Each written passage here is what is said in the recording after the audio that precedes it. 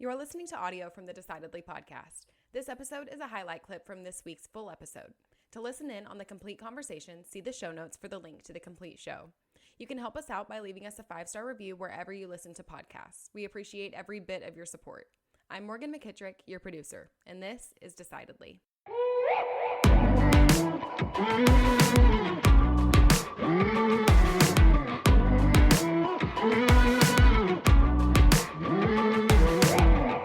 So how do we build the right kinds of habits? Although, to be honest, we all have habits that we wish we didn't have.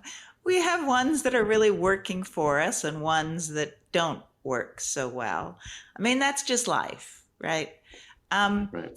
But in the decisions we make, we want to be able to focus on the things that are most important.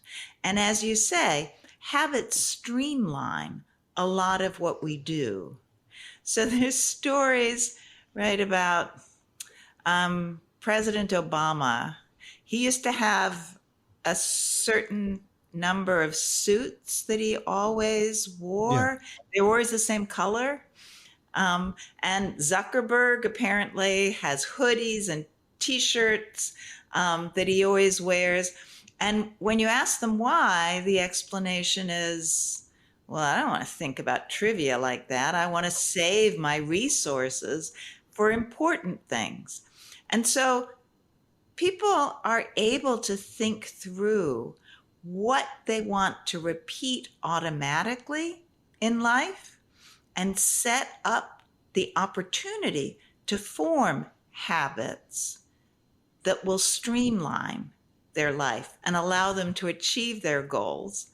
That's where we have control over our habits, is we can actually, in a logical way, make some decisions about what we're going to repeat.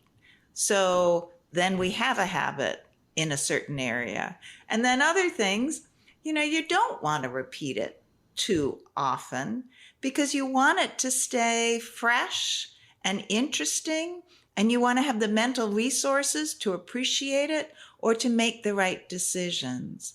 So all of this is sort of meta thinking about our lives, right? What do you want to streamline and never think about again? And what do you want to appreciate and make the right decision, right? And really think through. Yeah. So in some way, what you're saying is we can choose our habits. Yeah. Or we can choose the areas of our life that we want to put on autopilot. Is maybe that's more accurate?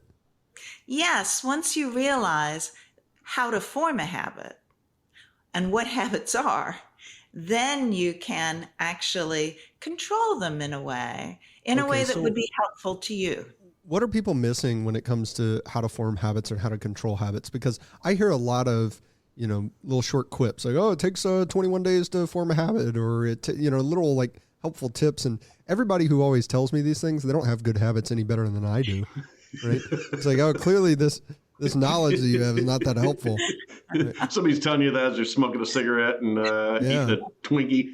Yeah. It only takes 21 days to form a habit. So I'm going to, exercise and eat a salad for every meal for 21 days. That's all it takes. And then we don't even do that. What I've seen is that you can follow that sort of standard philosophy that it takes 21 days to form a habit, however long it is. First of all, I don't even know if that's real. I don't know if that's true or not, but if it is, how do we, we've got to slip back. It seems like a lot of people slip back. Like there are people that diet, they get in, eating right or working out or whatever, but then they'll fall back into the previous habit. So how do we, is this 21 day thing a myth, or is that true, or what? It's completely a myth. It would be wonderful if it were true. I think that it keeps getting shared because people are doing some wishful thinking, right? 21 days and whoa, you've done everything you need to do and life is going to be great. But habits are a memory system. And so things that are harder to do take longer to become a habit, right? I mean, just things that are tough, things that are difficult, take longer to learn. It's a pretty basic idea. Some things are easy, some things are hard. Are you I don't saying think, that based on the complexity of the habit you're trying to initiate, it may take longer or shorter than this time frame? Is that the point you're it making? will almost always take longer. But yes, Okay. it can take a whole lot longer or only somewhat longer.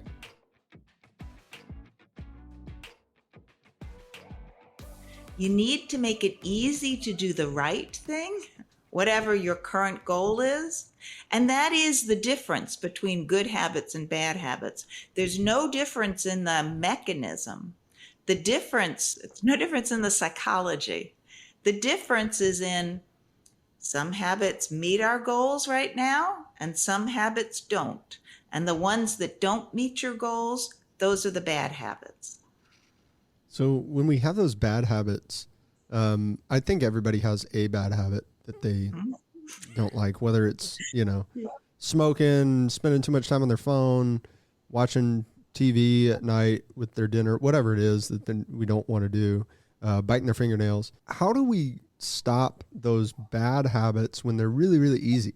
It's so easy to keep going with a bad habit that doesn't have any distance, doesn't have any effort.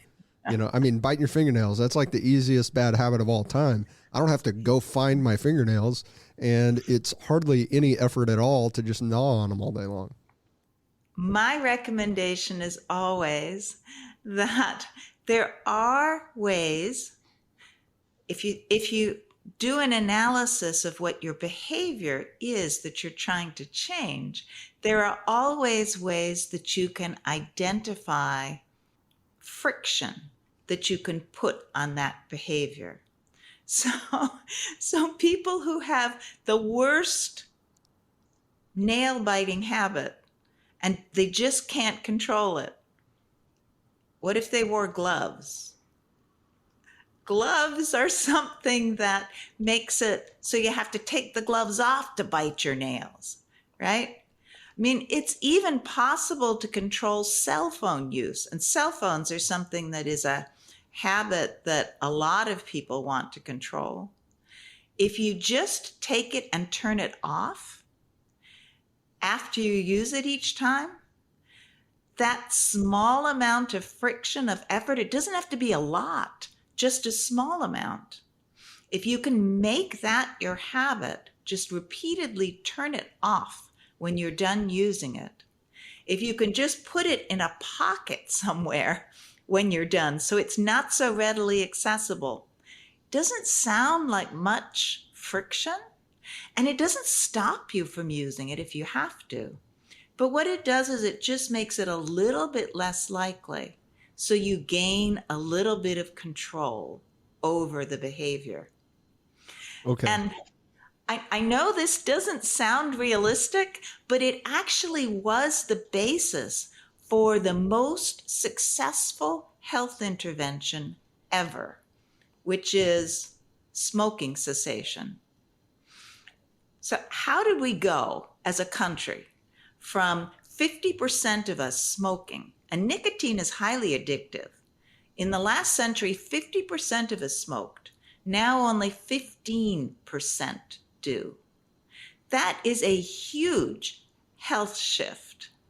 And one of the ways we did it was we started banning smoking in public places. So it wasn't so easy to just pick up a cigarette and smoke. We took packets off the shelf. So you can't just walk into a store and buy them. You have to actually ask somebody for them. We put taxes on them, so they cost more. So it's not as easy to buy a whole bunch of them when you go to the store. All of those things made it a little bit more difficult, didn't stop people from smoking, but collectively, it reduced people's ability to smoke, the ease of smoking. And that's the logic that you want to use in controlling your own bad habit. There are bad habits that I'll have sometimes that once or twice I've had a bad habit. that have they'll go away if I like go travel. Yes. Now there are good habits that also go away when I travel too, right? But there are bad habits that will go away. I'm like, oh, you know what? I used to get, a cookie every time I went to go get lunch, and now I'm traveling, so I'm not eating at the same cafe. They don't have cookies here. I'm not like missing out on my cookie. It was really easy to not just get my cookie. I found that the opposite, or I don't know, it's the same thing, but in reverse. So when I was traveling recently and I had started this morning ritual, because, as we had talked with people, I was finding there was commonality of people who had been successful in different areas who would get up in the morning and they would do certain things. They would say, all right, I'm going to meditate, I'm going to read, I'm going to work out, whatever they were doing. And so I had gotten into this ritual of doing that. That habit was forming. And then I went and traveled. So I had a real disruptive schedule. A lot of things were changed. And I found it hard to maintain that habit. Yeah. It's hard to maintain your habit when just you're like in what an you were saying. Yeah. But it's What's hard to maintain your good habits, but also easy to get rid of your bad habits. So maybe if you have a bunch of bad habits, you got to move and quit your job, right? Right? Too extreme? Well, I think you're Wendy making Wood said, quit your job and move. Was that the advice you heard? Yes. So, I think you're making I think the case you're making is around the environment can help form your habits, but you can't go changing your environment. There's a lot of lack of control that we have over our environment. I don't know. Right? Is there? There's got to be something that we can do without making a radical shift in everything, throwing out everything that's important. There's got to be something we can do to change our environment, right? Exactly. I mean, we made choices to live in certain places. We may not be able to change those choices, but we can alter small things in our environment. Putting running shoes by your door is not the same as moving, but it could help you exercise. Well, that's a really good point. Yeah, that's a really, really good point. I just put my house shoes by the door. So when I come in, I'm done. I'm stuck. Okay, but so you have a clean house. There you go. What's a bad habit that you think is most prevalent and hardest to break? Well, all you have to do, we started this by saying other people's bad habits are easiest to identify. Yes. All you have to do is look at Americans and see what challenges they have with weight control, diet and exercise. I mean, that's a real health problem for most of us. And that's an environmental thing. It's not the case that people in Europe are as fat as we are. We have set up an environment where people drive everywhere. There's food always available. We eat lots of junk food. I mean, we've done that to ourselves. So you can make small changes in that to improve that yourself. But I think it's going to take some policy decisions as well. I can empathize with that. I live one stop sign away from my office, and I drove here this morning. And that's not the only time I drive. I drive every day. Could easily walk. So well, I'm gonna start putting my car keys in a pocket. There you go.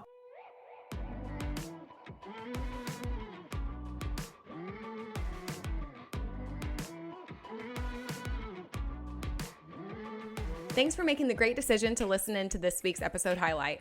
If you want more of what you just heard, see the show notes for the full episode. As always, for the latest decision-making tips, find us on decidedlypodcast.com or on Instagram @decidedlypodcast. And be sure to sign up for our weekly newsletter from the link in the show notes. Don't forget to leave us a 5-star review as well. We read all of your comments, so if you learned some decision-making tips today, let us know. Until next time, this is Decidedly.